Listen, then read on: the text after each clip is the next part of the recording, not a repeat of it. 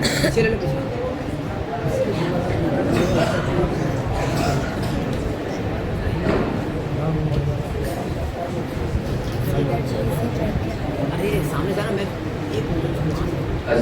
علیکم ورحمۃ اللہ وبرکاتہ۔ وعلیکم السلام ورحمۃ اللہ وبرکاتہ۔ بلال بھائی کدھر چلے؟ کالج جا رہا ہوں۔ واہ بھائی 12 بجے تو کالج جانے کا وقت ہے، اب تو زوال ہو گیا ہے، زوال۔ ہمارا کالج 1 بجے کھلتا ہے اور 6 بجے بند ہوتا ہے۔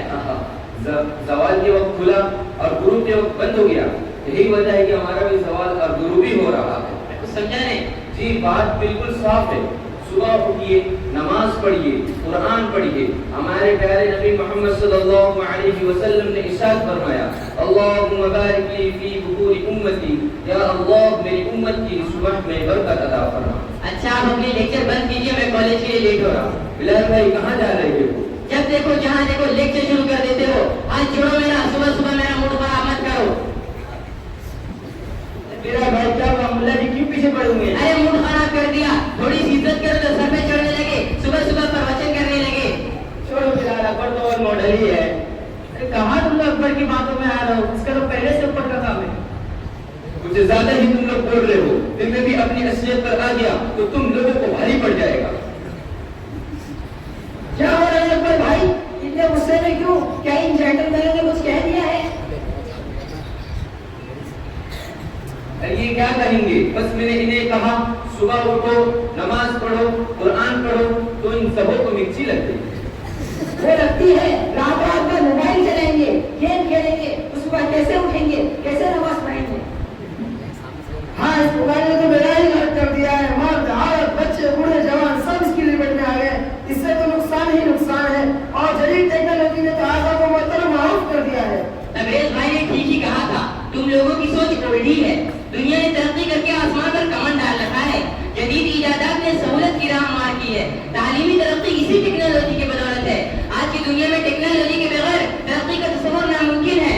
صحت، زراعت، صنعت، تجارت اور دیگر شعبے ٹیکنالوجی سے مستفید ہو رہے ہیں۔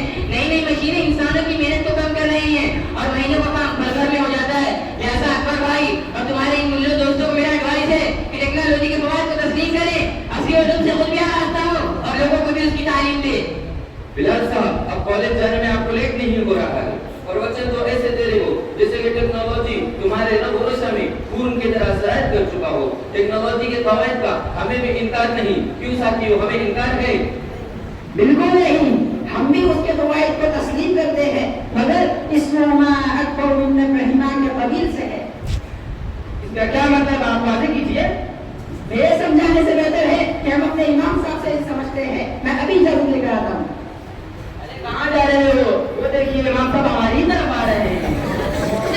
سبحان اللہ بلال صاحب، اہل حق کے اللہ تعالیٰ ایسے ہی مسلط مدد فرماتے ہیں۔ تشریف لائیے بات۔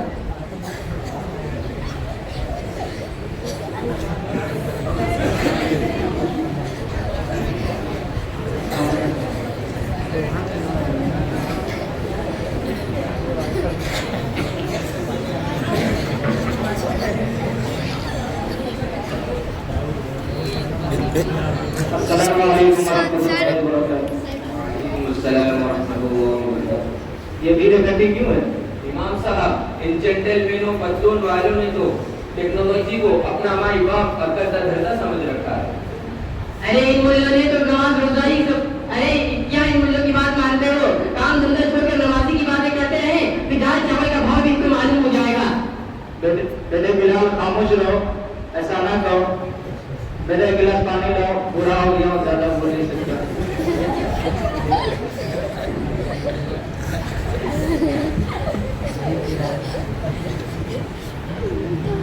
ہاں تو مسئلہ یہ ہے، دیکھو میرے بچوں، اللہ تعالیٰ فرماتے ہیں ربنا ما خلقت ھذا باطلا۔ اللہ تعالیٰ نے اس دنیا میں تمام چیزوں کو فائدہ مند ہی بنایا ہے اور اپنے بندوں کے نفع اٹھانے کے لیے ہی بنایا ہے۔ لہٰذا جدید آلات، ٹیکنالوجی، نئی نئی اختراعات و مصنوعات، اسی طرح موبائل فون، کمپیوٹر، روبوٹ اور ڈرون کیمرے وغیرہ تمام کی تمام چیزیں بندوں کے نفع رسائی کے لیے ہی۔